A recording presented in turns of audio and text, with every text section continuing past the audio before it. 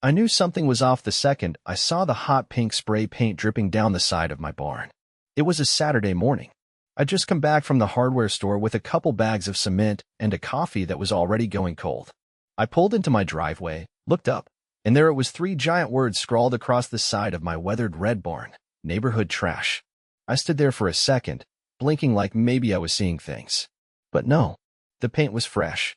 Still wet, in fact. The scent of aerosol still clung to the air. Now, let me back up. I'm Theo Tranter. I work concrete by trade, own a modest 2-acre property at the edge of the Maple Hollow HOA district, and I mind my own business. I built that barn with my own hands 15 years ago, kept it up, painted it every couple of years, stored my tools and sometimes my nephew's dirt bike in there. Never had an issue.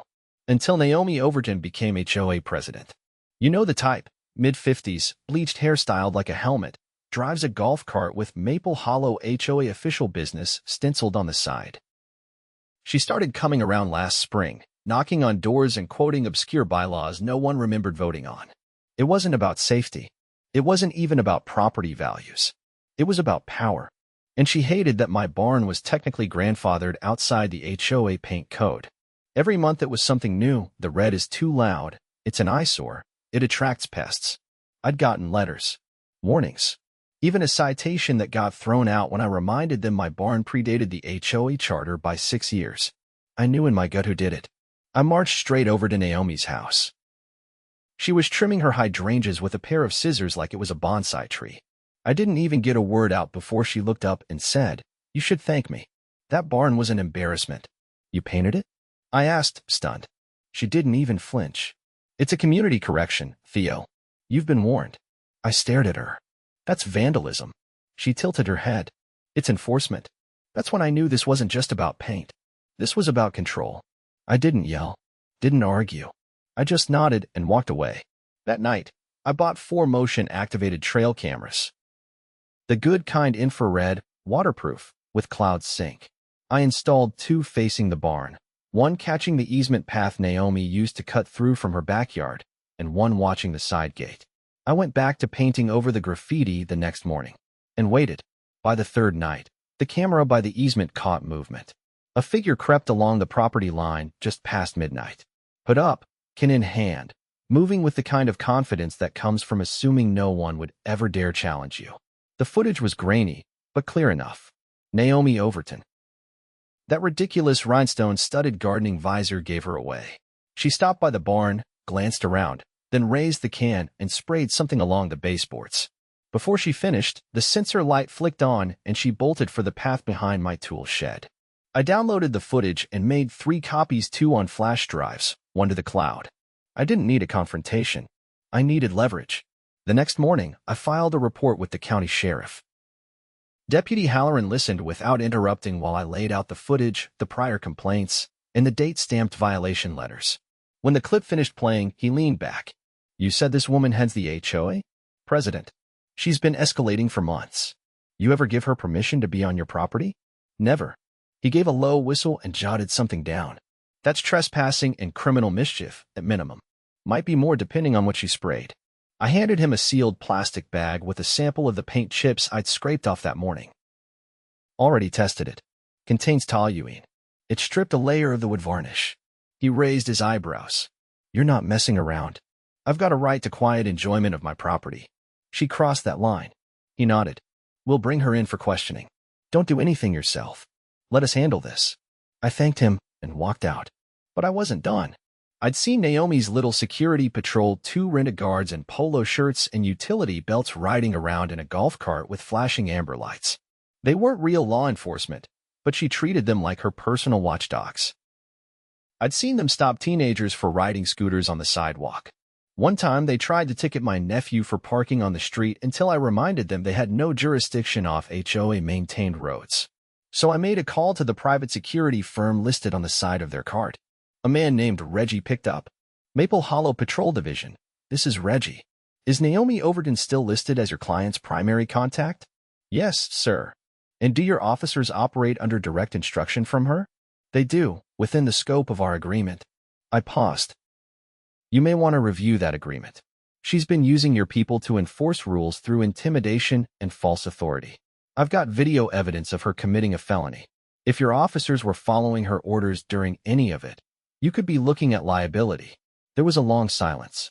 Then, "I'll escalate this to our legal team immediately." I hung up. Naomi had built herself a little kingdom. I was about to knock out the foundation. Later that afternoon, a black SUV with county plates rolled up. 2 deputies stepped out and made their way to Naomi's door. I stayed on my porch, sipping from a can of cola, watching through the shade of my porch overhang. She answered in a floral blouse and capris, all flustered and performative indignation. She pointed at my house, then raised her hands like she couldn't believe anyone would dare accuse her of wrongdoing. The deputies didn't blink. A few minutes later, one of them stepped inside with her. The other waited on the porch, arms crossed. 15 minutes passed. Then Naomi came out, pale and tight-lipped, flanked by both deputies. They walked her to the SUV. She tried to speak probably some flowery defense about community standards, but they opened the door and motioned her in. As the SUV pulled away, I noticed the security golf cart parked near the HOA clubhouse. One of the rent-a-guards stood beside it, arms folded, looking down at his phone. A second man stood at the gate, talking rapidly into a walkie-talkie, eyes darting toward Naomi's house. By that evening, the HOA message board was in chaos. Someone leaked the footage. It wasn't me, but I wasn't complaining. Neighbors I hadn't spoken to in years were suddenly showing up at my fence, asking what really happened. I told them the truth. I didn't embellish. I didn't need to. She used our dues to hire security and then committed a felony, one man, Joel, from 3 houses down, asked, shaking his head. "That's nuts." "It's not just the barn," said another woman, Sandra, who lived across the street. "She fined me $100 for a garden gnome. Said it was non-standard lawn decor. I didn't even know she could do that." "She can't," I said. "Not legally." But people don't push back, so she gets away with it. That night, someone started a petition. Not online. Paper. Real signatures. Calling for Naomi's removal and demanding a full audit of the HOA's finances. Within 24 hours, it had over 60 names. By Monday, the HOA board called an emergency meeting. I showed up early, sat in the back with a folder on my lap. The room was packed. Folding chairs filled the space, and people still stood along the walls. The remaining board members looked rattled. Naomi's seat sat empty. When they asked for community input, I stood. "I'd like to submit this," I said, handing the petition to the secretary. "And I'd also like to request a full review of board activities over the last 12 months, including expenditures, fines issued, and private security contracts." A murmur went through the room. The board tried to shift the agenda, but the crowd wasn't having it. Voices rose. Neighbors recounted their own experiences: unjust citations, harassment by security, threats of foreclosure over minor infractions. Then Reggie from the security firm stepped up. He wasn't on the agenda, but he held up a folder. "Our company is terminating our contract with the Maple Hollow HOA effective immediately. We were not aware of the extent to which our services were being misused." The room erupted in applause. The board tried to regain control, but the tide had turned. They voted for Naomi's suspension pending legal outcome. A temporary chair was appointed, Sandra, from across the street. She announced an open audit and promised transparency. As I stepped outside into the cool night air, I heard someone mutter, "All it took was one man and a barn." I didn't say anything, but I did smile. By the following Friday, Naomi's mugshot was circulating on every neighborhood group chat, though no one dared post it on the official HOA site. Her charges were listed plainly: trespassing, destruction of property, and suspected misuse of HOA funds pending investigation. The sheriff's department had confirmed that more charges could follow once the financial audit concluded. But the real storm was only just beginning. Later that week, I received a plain manila envelope delivered directly to my mailbox, no return address, just my name printed in block letters. Inside were 2 things, a typed letter and a spreadsheet. The letter was from an anonymous board member, no signature, just an initial D. It detailed how Naomi had been rerouting HOA funds for the past 16 months through a shell landscaping company registered in her cousin's name. The spreadsheet showed service invoices for phantom maintenance work, most of it billed to areas that hadn't been touched in years. One entry claimed over $800 for seasonal fountain descaling, at the community park, a park that had no fountain. I didn't waste time. I drove straight to the county clerk's office and filed a formal complaint with the district attorney's economic crimes division. The clerk, a wiry man with heavy bags under his eyes, scanned the documents and raised his eyebrows. "These are detailed," he said, flipping to the third page. "You an accountant?" "Concrete contractor," I said. "Just good at reading bid sheets." He gave a low whistle and excused himself to the back. 10 minutes later, a woman in a navy suit emerged. She introduced herself as Investigator Morales and asked me to walk her through the findings. As we spread the pages out across a conference table, she tapped her pen against one invoice in particular. "This one's interesting. Same vendor, same address, different company name." I leaned in. "I checked that one. It's not a real landscaping business. It's a P.O. box in a strip mall." She nodded slowly. "If this pans out, it's fraud, wire fraud, and embezzlement. Possibly even racketeering if we find collusion. Would that affect the rest of the board?" "Depends. If they signed off on these expenses knowingly, absolutely. If not, they'll be treated as victims or witnesses." I left her with everything I had and promised to send digital copies of the camera footage and HOA newsletters I'd archived.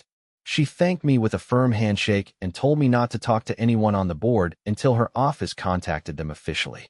On my way back home, I passed the clubhouse. The windows were dark. The golf cart was gone.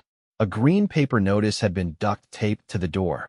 "Security services suspended until further notice." A pair of teens on skateboards rolled past without so much as a glance. The reign of fear was over. That night, Sandra came by with a Tupperware container of lemon bars and a nervous look in her eye. "I heard you filed with the DA," she said, handing me the container like it was laced with classified documents.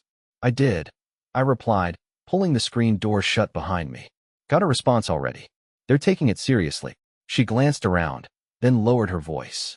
"I think we might have all been fools." She made us feel like questioning her was disloyal. I signed off on things I didn't fully read. "Then you're not alone," I said. "That's how people like her operate. They weaponize trust." She looked down at the porch floorboards. "Do you think we'll lose the HOA entirely?" "Depends on what the county finds. But honestly, might not be the worst thing." By Monday morning, the DA issued a subpoena for HOA financial records.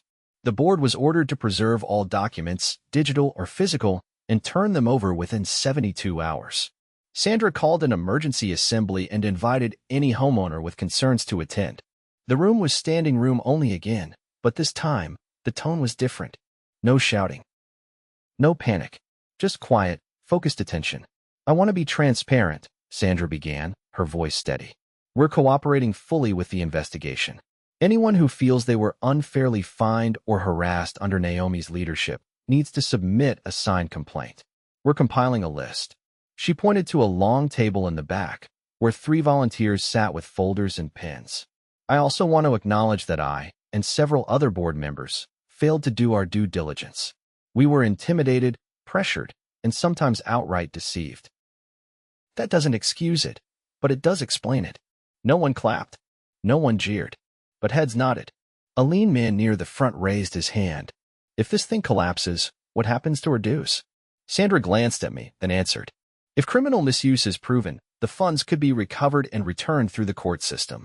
It's too early to say how much, but restitution is on the table."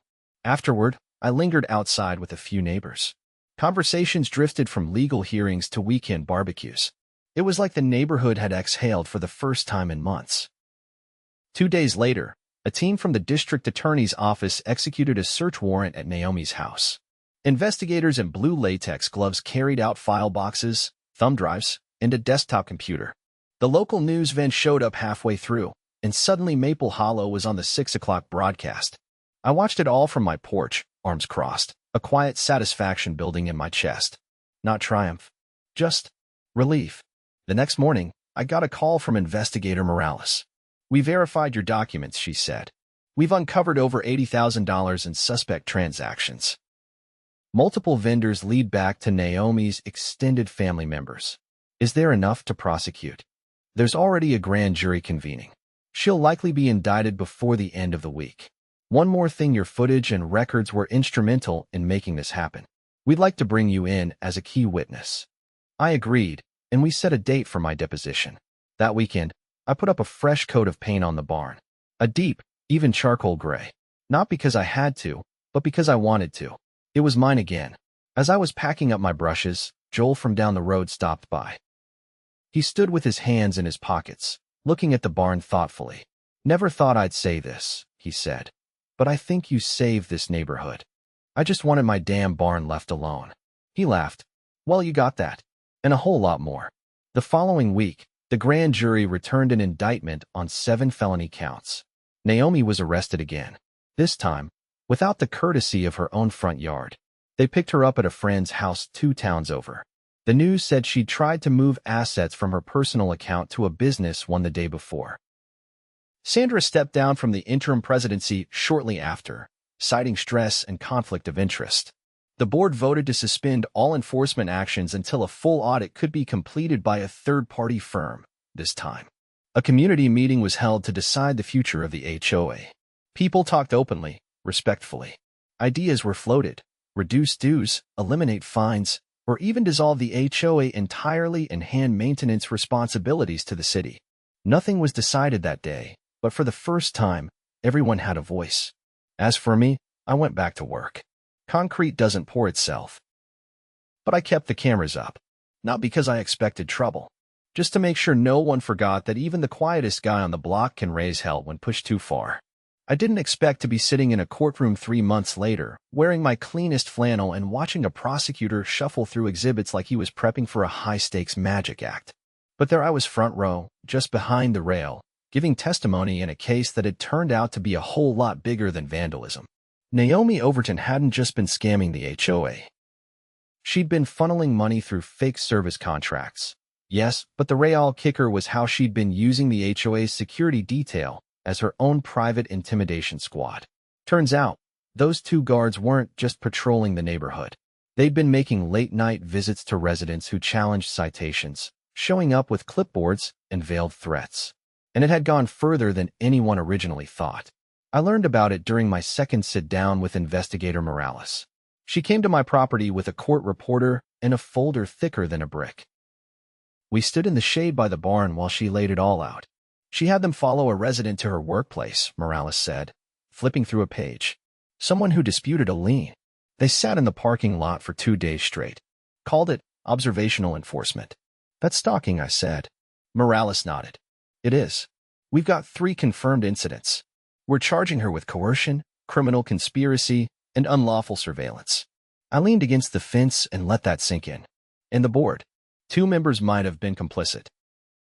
One signed off on the security overtime logs even though the patrol car was never GPS tracked. That's why we're involving the state attorney. The trial had pulled in press from all over the county. A former HOA president weaponizing private security and siphoning cash through shell companies. It made for good headlines. The courtroom was packed with reporters, homeowners, and legal clerks. Naomi sat at the defense table with her lawyer, a thin man with glasses too small for his face who kept objecting to things that weren't even questions. She wore a navy pantsuit now, nothing like her old pastel cardigans. Her posture was stiff, her expression unreadable, but I could see the tension in her jaw every time someone from Maple Hollow took the stand. Sandra testified on the 3rd day. She admitted to signing documents she didn't read, but she didn't try to make excuses. She explained how Naomi manipulated board decisions by scheduling votes during the workday, changing agendas at the last second, and isolating dissenters. She made it seem normal, Sandra said. Like this was just how HOAs operated. But it wasn't. It was about control and fear. The prosecution played footage from my trail cams on a projector. The room fell quiet as Naomi's rhinestone visor came into view, her hand moving in deliberate arcs across the barn wall. Then the freeze frame of her glancing toward the sensor light before bolting. Her lawyer tried to argue the footage was inadmissible, but the judge didn't even entertain it. It had timestamps, GPS metadata, and the original SD card was on file. When my turn came, I stuck to the facts. I described how I found the graffiti, how I installed the cameras, how I'd been targeted with bogus citations for months. Then I handed over the printouts of the forged maintenance invoices I'd corroborated with the county records. She didn't just break the law, I said, looking right at Naomi. She used the law like a weapon, meant it to scare good people into silence. That's not leadership, That's tyranny in a pearl necklace. Her lawyer objected to the characterization, but the judge waved it off. By the end of the week, the jury had everything they needed. It took them 4 hours to convict her on 6 felony counts: embezzlement, conspiracy, criminal mischief, coercion, unlawful surveillance, and misuse of public funds. She was remanded into custody immediately, pending sentencing. The courtroom didn't erupt into applause or cheers. People just sat there, stunned, like they were finally beginning to understand how deep it had all gone. Afterward, I walked out into the sun and spotted Joel leaning against a light pole. He had a folder tucked under his arm and a look like he'd just come from a funeral. "They say she might get 10 years, he said. "She earned every day of it," I replied. "They're talking about dissolving the HOA completely. City Council's reviewing the charter next month." I nodded. "Might be for the best. Let people breathe again." He glanced toward the courthouse doors. "You ever think about joining the council?" I gave a half laugh. "I work with concrete, not politics." "Same difference," he muttered. "You lay a good foundation." I gave him a pat on the shoulder and headed back to my truck. Had a driveway job waiting across town, and I didn't want to keep the crew waiting. By late afternoon, I was back home. The barn stood clean and proud, slate gray, with a new floodlight mounted along the roof edge. I'd taken down the trail cams days earlier, but the brackets were still up. A little reminder. Sandra stopped by after dinner. She brought a folded form and a thermos of black coffee. "This is a petition to transition the HOA into a voluntary neighborhood association," she said. "No fines, no enforcement. Just a group that helps with park cleanups and community events." I read it over, then signed. "You'll need at least 2/3 of the neighborhood. We're already past half." She took a sip from the thermos. "You know, some people used to call you the grump on the edge lot." "Still do," I said. "But now they say you're the one who gave the rest of us our voice back." I didn't have an answer for that, so I just nodded. A month later, the judge handed down Naomi's sentence, 8 years with no parole for the first 5. Her co-conspirator on the board got 3 years probation and a lifetime ban from serving on any neighborhood association. The security firm settled out of court, issuing a public apology and paying restitution to 6 residents who'd been harassed. The HOA charter was officially terminated 6 weeks after the sentencing. The city absorbed maintenance duties for the park and the entrance sign. The clubhouse was repurposed into a community center run by volunteers. Life settled. No more letters in red ink. No more citations for porch lights or mailbox colors. People planted what flowers they wanted, flew flags that mattered to them, and parked where it made sense. I went back to laying driveways and building patios. Occasionally, someone would stop by to ask for help reviewing a contract or reading a vendor bid. They figured I had a knack for spotting trouble. Maybe I did. One evening, as the sun dipped low and cast long shadows across the gravel path by the barn, I pulled a folding chair out to the edge of the porch and watched the kids from up the road ride their bikes in lazy loops down the street. Behind me, the barn stood quiet. No cameras. No warnings. Just wood and steel and clean lines. A neighbor's dog barked once, sharp and distant. Then silence. Not the tense kind. The peaceful kind, the kind you earn after a long fight, after truth outlasts power, and after the loudest voice finally runs out of lies. I took a sip of cold coffee, leaned back, and let it all settle. The barn was still mine. The neighborhood was free. And Naomi? Well, she was learning that bars don't care how many bylaws you quote.